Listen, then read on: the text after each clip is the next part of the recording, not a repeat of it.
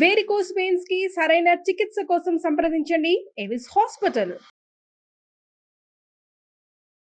నమస్కారం. కార్తీక పురాణం 27వ రోజు పారాయణలోకి వచ్చాం. జనక మహారాజుకి మహర్షి ఇట్లా తెలియజేస్తున్నారు. కార్తీక వ్రతాలలో కేదారేశ్వర వ్రతం పుణ్యప్రదమైంది. అయితే ఈ కేదారేశ్వర వ్రతం మనకి పారాయణలో చివరికి వస్తోంది, కానీ కేదారేశ్వర వ్రతాన్ని ముందు కాలాల్లోనే చేసేస్తారు. చాలామంది మొదటి సోమవారము, రెండవ సోమవారము, పౌర్ణమి నాడు పౌర్ణమి వ్రతంలాగా కూడా చేసుకుంటారు. చివరి వరకు ఎందుకు చెప్తారంటే ఆఖరి రోజుల్లో విన్నా కూడా, 27వ రోజు విన్నా కూడా 28వ రోజైనా చేసుకుంటారని.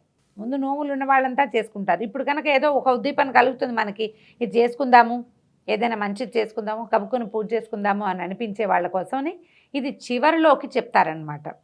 అయితే ఈ కేదారేశ్వర వ్రతం పుణ్యప్రదమైనది, పరమేశ్వరునికి అత్యంత ప్రీతిదాయకమైన వ్రతం.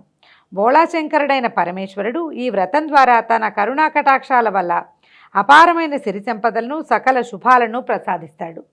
స్వామిని ఆరాధించి మనసులో గల కోరికలను ఆయనకి నివేదిస్తే తప్పక నెరవేరుతాయట. అయితే పార్వతీదేవి ఈ వ్రతాన్ని ఆచరించడం వల్లే శివుని శరీరంలో సగభాగాన్ని పొంది అర్ధనారీశ్వరి అయ్యిందట.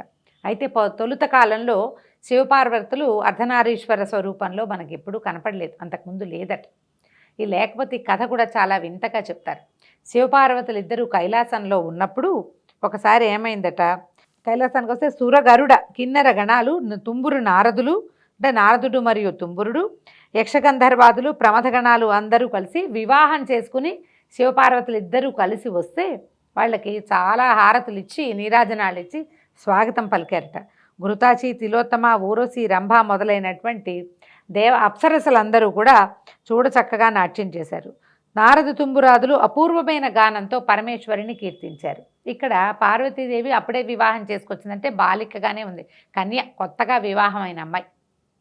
ఆమె చూస్తుంది తన భర్తకి వీళ్ళంతా ఎట్లా నైరాజనాలు పలుకుతున్నారు. సాధారణంగా భర్తలకి గౌరవాలు జరిగితే పక్కనున్న భార్యలకు కూడా ఎంతో కొంత లభిస్తాయి.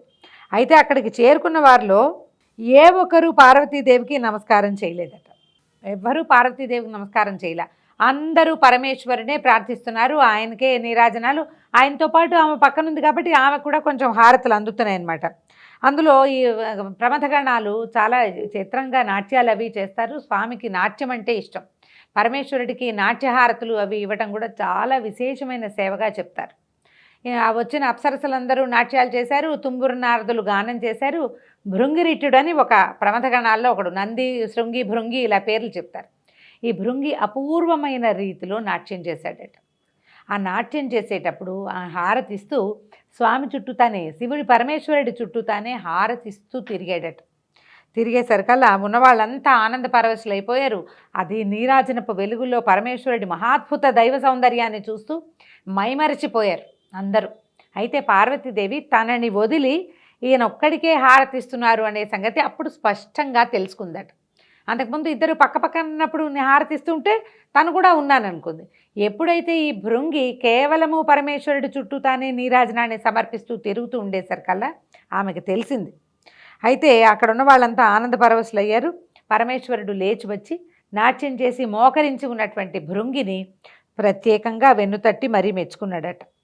మెచ్చుకుంటే మొత్తం ఉన్న సమూహం అంతా కూడా, ప్రమథగణాలు, దైవగణాలు అందరూ కూడా నిలబడి ఉన్న పరమేశ్వరుడికి సాష్టాంగంగా ప్రణామాలు చేశారు, నమస్కారాలు చేశారు. పార్వతీదేవి వెనకాలుండిపోయింది, పరమేశ్వరుడు ముందుకు వెళ్ళాడు. ఆయన ఒకడికే వాళ్ళందరూ నమస్కరించారు. తనని ఒక్కదానిని వెలివేసినట్టుగా వదిలిపెట్టేయటం, అంతా శివుడి చుట్టూ తానే చేరటము పార్వతీదేవి మనసుకి చాలా కష్టం కలిగించిందట. ఏమిటి, ఈయన ఒక్కడికే దండం పెట్టినారు, నేను ఈయన భార్యని కదా అనిపించింది అనమాట. ఇది మనకు సహజంగా లోకసహజంగా ఉండేది. ఇది దైవ సంబంధమైన వ్యవహారంగా ఎందుకు చెప్తున్నారంటే మనం ఎట్లా చేయకూడదో చెప్పడం కోసం అన్నమాట ఇది. అయితే ఇది అసలు దీనికి అంతటికి కారణం ఏమిటి, వీళ్ళు అప్పుడు పరమేశ్వరుని ఏకాంతంలో ఆవిడ అడిగిందట, స్వామి అందరూ నిన్ను నమస్కరిస్తారు, నేను కూడా నీకు నమస్కరిస్తాను, కానీ నన్నెందుకు వీళ్ళు వదిలిపెట్టేశారు, నాకెందుకు నమస్కారాలు నీలాగా ఎందుకు లభించలేదు అని అడిగితే, పరమార్థాన్ని ఆశించే భక్తులకు నీ వల్ల ఏమీ ప్రయోజనం లేదని ఆ విధంగా చేశారు. వీళ్ళంతా ముక్తిని కోరుకునేవాళ్ళు, శివ సాయుధ్యమే కావాలి వాళ్ళకి, అందుకని శివుణ్ణే ప్రార్థిస్తారు. నీ వల్ల వాళ్ళకి వనగూడే ప్రయోజనం ఏమీ లేదు, అంచేత నీకు నమస్కరించట్లేదు, నువ్వు నా భార్యగానే నమస్కరించబడ్డావు, కానీ నీకుగా నమస్కారాలు లభించవు అనగానే ఆమె చాలా ఖిన్నురాలైపోయిందట పార్వతి. ఇంత తపస్సు చేసి తల్లి తండ్రిని కాదని గారాల బిడ్డని హిమవంతుడికి నేను అక్కడే ఉండకుండా వీరిని వివాహం చేసుకున్నాను. అపర్ణ ఆఖరికి ఆకులలమలు కూడా తినకుండా ఒట్టిగా వాయుభక్షణ చేసి ఈయన కోసం తపస్సు చేసి నేను ఈయన సాధిస్తే నాకే గొప్పతనము లేకుండా కేవలం భగవంతుడికి మాత్రమే గొప్ప, నేను ఆయన్ని చేరుకున్న నాకెందుకు ఈ గొప్ప లభించలేదు అని ఆవిడ చాలా ఆలోచించిందట. పైగా పరమేశ్వరుడు కూడా ఇల్లాలనైనా ఆలోచించకుండా తన అయోగ్యతను తెలియచేసేశాడు. నీకు యోగ్యత లేదు నమస్కారానికి అన్న వాక్యము ఆమెను చాలా కష్టపెట్టిందట. ఆవిడ ఏం చేసిందట, ఏ విధంగా అయినా ఈ దుస్థితిని తగ్గించుకోవాలి, పోగొట్టుకోవాలి. నాతో పాటు ఉన్న పక్కవాడికి నమస్కారం చేసి నాకు నమస్కారం చేయకపోతే లోపల ఎలా ఉంటుంది కష్టం. ఈ కష్టాన్ని తొలగించుకోవాలని ఆవిడ తపస్సు చేయటం ప్రారంభించింది. ఎంతకాలమో ఒంటరిగా తపస్సు చేసినట్ట వివాహం అయిన తర్వాతే. అప్పుడు కొంతకాలం గడిచాక సిద్ధుడి రూపంలో పరమేశ్వరుడు ఆ ప్రాంతానికి వచ్చేట. కోరిక పట్ల వ్యామోహంతో ఏకాగ్రతను సాధించలేకుండా నువ్వు ఎంతకాలం తపస్సు చేసినా ఏమీ ప్రయోజనాన్ని పొందలేవు. ఇది ప్రధానమైన పాయింట్ అండి. ఈ కథలో పార్వతీదేవి కూడా పరమేశ్వరుని వివాహం చేసుకోవాలి అన్న ఒక్క తలంపుతోటి తపస్సు చేసింది మొదట. ఆవిడ కన్యగా ఉన్నప్పుడు, అవివాహితగా ఉన్నప్పుడు ఆమె కోరిక తీరింది. కానీ ఆమె వివాహిత అయిన తర్వాత ఇట్లా అంటే తనకి గౌరవం లభించలేదన్న దాంతో చేసావు, నీకు ఏకాగ్రత కుదరటల్ల. అప్పుడు ఆవిడ ఏకాగ్రత ఎవరి మీద ఉంది? మొదట శివుడి మీద ఉంది. భగవంతుని మీద ఏకాగ్రత ఉండటం వల్ల నీకు మొదటిసారి తపస్సు కుదిరింది. ఇప్పుడు నీకు భగవంతుని పట్ల ఏకాగ్రత లేదు, నీకు నీ మీదే ఉంది మనసు. ఇది కాదు ఉండవలసింది. నా కష్టం తీరాలి అన్న ఆలోచనతోటి చేసే పూజ పూర్తి స్థాయిలో ఫలించదు. ఈ కథలో మనకి ప్రత్యేకంగా చెప్పేది అదే. నాకు అది కావాలి, నాకు ఇది కావాలి, నాకు ఇది జరగాలి, నాకు ఈ కష్టం తీరాలి, నాకు అది అయిపోవాలి అన్న తలంపుతో ఉన్నవాడికి భగవంతుని పట్ల ఏకాగ్రత కుదరదు. నాకు ఏదవ్వాలో అది చెయ్యి, నన్ను ఏం చేస్తావో అంతా నీ చేతిలో ఉంది, నువ్వే నాకు కావాలని తపస్సు చేస్తేనే, నువ్వే నాకు కావాలని పూజిస్తేనే భగవంతుడు మన యందు ప్రవర్తిస్తాడు. మన కష్టం భగవంతుడి కష్టం అవుతుంది. ఆయనే తీర్చుకుంటాడు. ఎవరికి ఆకలిస్తే వాళ్ళు తింటారు, ఎవరికి నొప్పొస్తే వాళ్ళు మందేసుకుంటారు. భగవంతుడు కూడా అంతే. మనకి భగవంతుడికి అభేదం కావాలి. పూజలో కానీ తపస్సులో కానీ కార్తీక మాసం కథల్లో చెప్తాం, పురాణాల్లో బోలెడన్ని మాటలు చెప్పుకుంటాం. ఇప్పుడు దీపం పెడితే ఇది తొలుగుతుంది, దానం చేస్తే ఇది వస్తుంది, అష్టైశ్వర్యాలు కావాలంటే ఫలానాది చేయండి అని. ఫలానాది నీకోసమే చేసుకుంటే ఎట్లా? భగవంతుడి కోసం కదా చేయాలి. ఈ వాక్యాలు సాక్షాత్తు పరమేశ్వరుడే పార్వతీదేవికి ఉపదేశించాడు. ఏం చెప్తున్నాడు? నువ్వు ఎంతకాలం ఇలా తపస్సు చేసినా కుదరదు. కాకపోతే ఇది రేపు కార్తీక మాసం రాబోతుంది. బోళాశంకరుడైన ఈశ్వరుడు కేదారేశ్వరుడు అన్న పేరుతో భక్తులని ఉద్ధరిస్తాడు. దానినే కేదారేశ్వర వ్రతము అంటారు. ఈ వ్రతం చేసేవాళ్ళు నిష్ఠతో భక్తితో స్వామిని ఆరాధిస్తూ తమ కోరికను విన్నవించుకుంటే అవి నెరవేరుతాయి, ప్రతిష్ట ప్రగతి కూడా సిద్ధిస్తుందని చెప్పాడట. అంటే పార్వతీదేవిని కరుణించే ఉద్దేశంలో ఇది ప్రజలకి మనకి మేలు చేయడానికి లోకోపకారం కోసం చేసిందే. ఎప్పుడు కూడా మామూలు రోజుల్లో పూజా విధానాల కంటే కూడా పర్వదినాలలో చేసే పూజ భగవంతుడిని ఉద్దేశించి చేసేది. ఇది మహాపర్వదినం. ఇప్పుడు సూర్యచంద్రులు ఇద్దరూ సమానమైన గతుల్లో ఉంటారు, ఈ గతిలో ఉంటారు. నక్షత్రాలన్నీ కూడా అందరూ భగవంతుని వైపు తిరుగుంటారు. వారితో పాటు మనం కూడా భగవంతుడి వైపుకు తిరిగిపోతే వారందరికీ లభించే మహాద్భుత ఫలితంలో మనకు కూడా భాగం లభిస్తుంది. కాబట్టి తప్పకుండా పర్వదినాలలోనూ ఏవి పర్వాలని చెప్పారో, ఏం చేయాలని చెప్పారో ఆ క్రియా విధానాన్ని చేయాలి.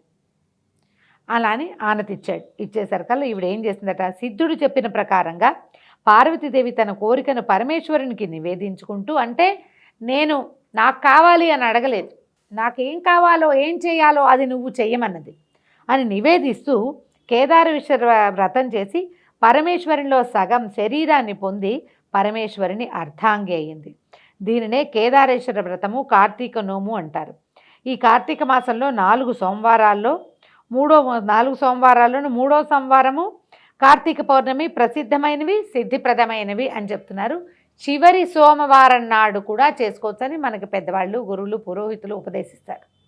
ఆఖరి రోజునైనా సరే, మాస శివరాత్రి రోజునైనా సరే మనం తప్పకుండా ఈ కేదారేశ్వర వ్రతం చేసుకోవచ్చు. భార్యాభర్త ఇద్దరూ కలిసి చేసుకునే పద్ధతి వాళ్ళ ఇళ్లలో ఉంటే దాన్ని కంటిన్యూ చేయొచ్చు. అలా కాని పక్షంలో మనం ఈ కథ విన్నాము. ఇప్పటిదాకా ఏంటంటే కార్తీక మాసంలో ఏం చేస్తాం, కార్తీక దామోదర ప్రీత్యర్థం అని విష్ణు ప్రీతి కొరకు శివారాధన చేస్తాం. ఈ కేదారేశ్వర వ్రతం మాత్రం కేవలము శివుని అనుగ్రహాన్ని పొందటం కోసమే కేదారేశ్వర వ్రతం అహంకరిచి అని సంకల్పం చెప్పుకుని కేదారేశ్వర వ్రత కల్పం అన్ని పుస్తకాల్లోనూ దొరుకుతుంది. ఏదైనా ఒక పుస్తకం సంపాదించి మనం 27వ రోజు వింటున్నాం, ఇంకా 28, 29, 33 రోజులు ఉన్నాయి. 30వ రోజు అమావాస్య కాబట్టి సాధారణంగా క్రియలు ఏమీ చేయలేకపోతాం. పైగా ఈ సంవత్సరం 29వ రోజుకే మనకి కార్తీక మాసం పూర్తయిపోతుంది. ఇంచుమించుగా ప్రతి సంవత్సరము ఇలాగే అవుతుంది, తిథులు తొందరపడతాయి కాబట్టి. ఇంకా 2 రోజులు, ఈ 2 రోజుల్లో అయినా సరే పెద్ద విశేషంగా ఏమిటో చాలా కావాలని ఏమనుకోవద్దు. తేలికపాటి పూజా విధానంగా సంకల్పం చెప్పుకుని మనం శివ పూజ చేసుకోవచ్చు. దానికోసమని చివరి భాగాల్లోనే ఇది చెప్పబడింది అనమాట. సాధారణంగా కార్తీకంలో ఒక చిన్న చిన్న విధులు చెప్తారు, ఫలానావి తినచ్చు, ఫలానావి తినకూడదు అని. ఇప్పటిదాకా పాటించలేకపోయినా కూడా ఈ చివరి రోజుల్లో అయినా సరే మనం ఇది పాటించవచ్చు. కొన్ని విధి నిషేధాలు చెప్తారు. ఇంగువ, ఉల్లిపాయలు, వెల్లుల్లిపాయలు, ముల్లంగి, దుంపలు, గుమ్మడికాయలు, శనగ, పెసర, అలచందలు, నువ్వులు నిషిద్ధం, తినకూడదు. వీటిని మానేస్తే చివరి 2 రోజులు మానేసినా సరే మీకు ఫలితం లభిస్తుంది. తర్వాత మాంసాహారం నిషిద్ధం, చివరి 2 రోజులైనా. ఇట్లు నిషిద్ధమైన వస్తువులు తింటే 7 జన్మాల దరిద్రం సంప్రాప్తిస్తుందని శాస్త్రవచనం. మరి ఇప్పటిదాకా తినేసామండి, ఈ 2 రోజుల్లో మనం మానేస్తే మాత్రం ఏమొస్తుంది అంటే మంచి పని ఒకసారి చేసినా సరే, ఒకసారి చేసినా కూడా ఫలితం ఇస్తుంది. ఇది కార్తీకం కాబట్టి ఇప్పుడే విన్నాము, ఇవాళే తెలుసుకున్నాము కాబట్టి మానేద్దాం అని భావించినా ఆల్రెడీ వింటూ ఉన్నవాళ్ళు కూడా ఇతరులకు ఎవరికైనా ఇదిగో ఇలా ప్రత్యేకంగా చెప్పారు, చివరి 2-3 రోజులైనా మానేస్తే కూడా మంచిదేట అని చెప్పి చేయించగలిగితే మంచిది. దేవాలయ దర్శనం తప్పనిసరిగా చేయవలసిన విధి కార్తీకంలో. చివరి 3 రోజుల్లో ఏ రోజు కుదిరితే, ఏ పూట కుదిరితే ఆ పూటైనా, అమావాస్య నాడు కూడా దర్శనం చేసుకోవచ్చండి. శివాలయానికి వెళ్ళొచ్చు, విష్ణువాలయానికి వెళ్ళొచ్చు. సమీపంలో ఉన్న ఏ ఆలయంలో అయినా దీపారాధన చేసుకోవచ్చు. దీపదానాన్ని అందరూ స్వీకరించట్లేదని కొంచెం బాధపడుతున్నాం. దేవాలయంలో దీపం పెట్టి వదిలిపెట్టి వచ్చేసినా కూడా ఫలితం లభిస్తుంది. తర్వాత కంచు పాత్రలో భోజనం చేయకూడదు. ఆదివారం ఇంకా రాదనుకుంటా కొబ్బరి, ఉసిరి తినకూడదు. తర్వాత భోజన సమయంలో మౌనంగా ఉండాలి. కార్తీక పురాణం తప్పకుండా వినాలి. చివరి 3 రోజులైనా సరే పురాణాన్ని వినే ప్రయత్నం చేసుకోండి. దీంతో 27వ రోజు పారాయణ పూర్తయిపోయింది. రేపు ఉదయం 28వ రోజు పారాయణలో మళ్ళీ కలుసుకుందాం. నమస్కారం.